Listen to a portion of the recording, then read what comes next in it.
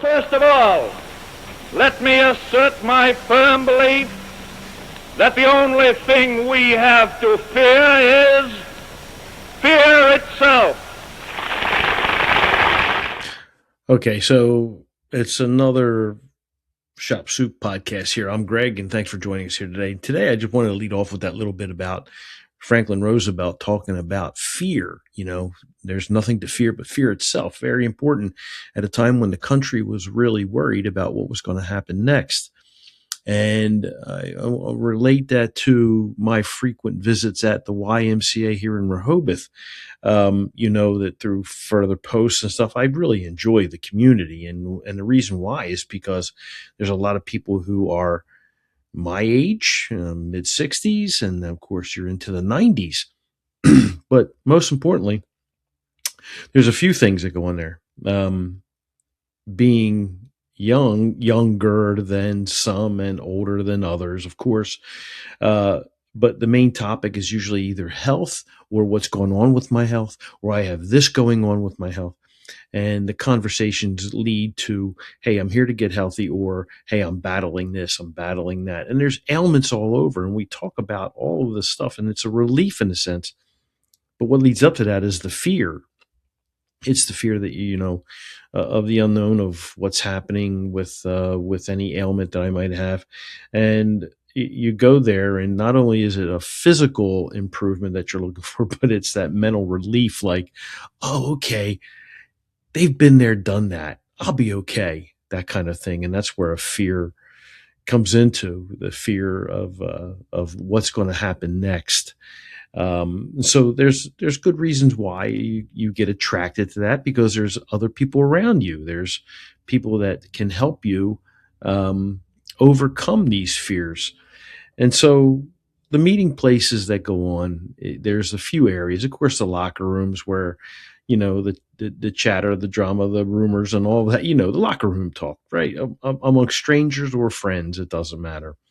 And then there's the pool. The pool is where a lot of people will do classes, and it's communal, and you're in there, and they're big groups, and then there is the dry sauna, where, believe it or not, a lot of your really detailed stories emanate from.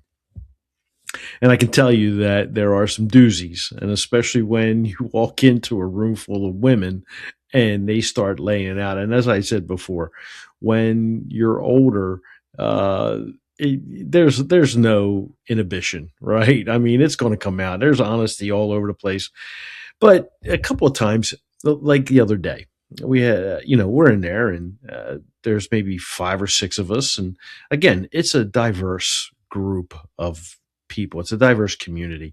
So the story of this one woman who is in there, and she was, a fairly large woman, an older woman. I'd have to say maybe mid 70s, but she was talking about how wonderful it is that she can swim now. She's learning to swim.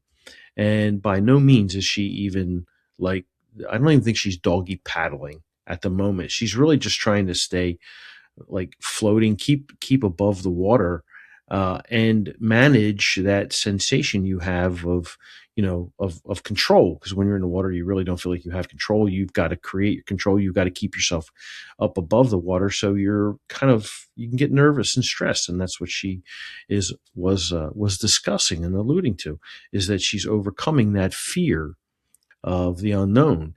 And it was interesting to hear her say how she's doing that. Well, she has a set of earbuds that she has, and she listens to the Bible, a version of the Bible, or her prayer book, or whatever it is. It's audio, but it's pretty much, that's an inspiration that she listens to while she is trying to maintain her presence in the water and learn at the same time.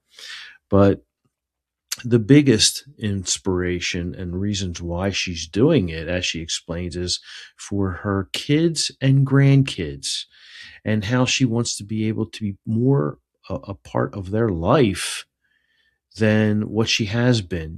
That separation and fear is keeping her from enjoying life as she wants to. And her grandkids were asking her, well, Nana, when can you get in the pool? Nana, let's get in. And she wouldn't. She couldn't. The fear was stopping her.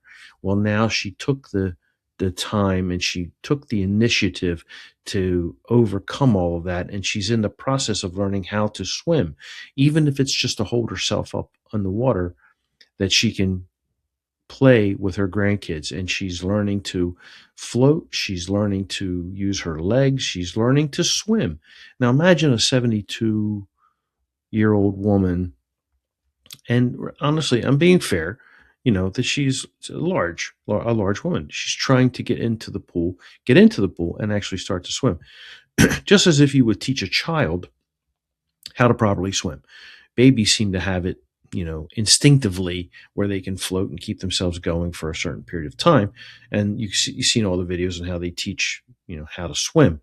But when you're older, things get a little bit more complicated because we overthink the situation.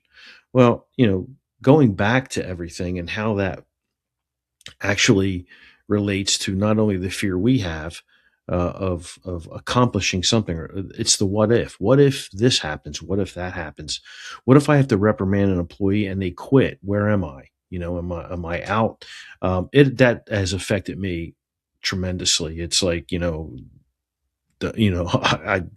I hold on to somebody longer than I should, only because I don't know what's going to happen next, or I won't have anybody.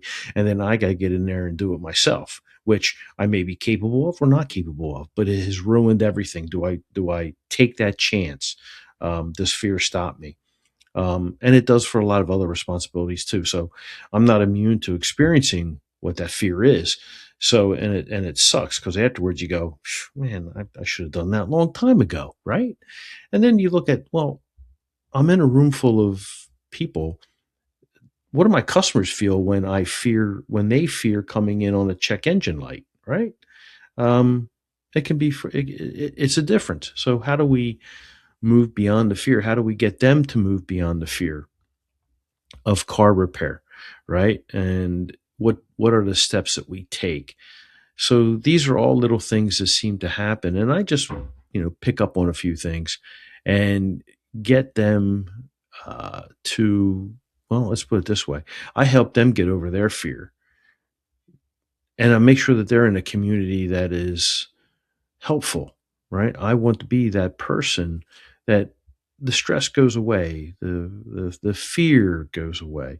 Just like when I walk into the Y down here, that I'm in a pool or I'm in a community of people that let me know that whatever I'm feeling or,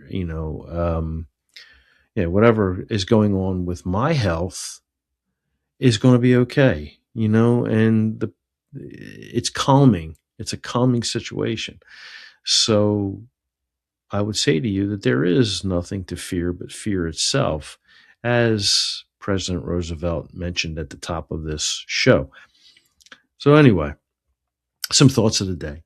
It's another podcast or another episode for the ShopSoup Podcast. I appreciate the support, really do. Hopefully that the content is good. We're just getting our feet wet. And if you like to subscribe, I certainly help. That certainly helps things. You can see it on YouTube. You can see it on Facebook. You can see it Apple Podcasts, Spotify, Amazon, all of those places. And I certainly want to say thank you very much. We'll see you next time. Remember, nothing to fear but fear itself, right?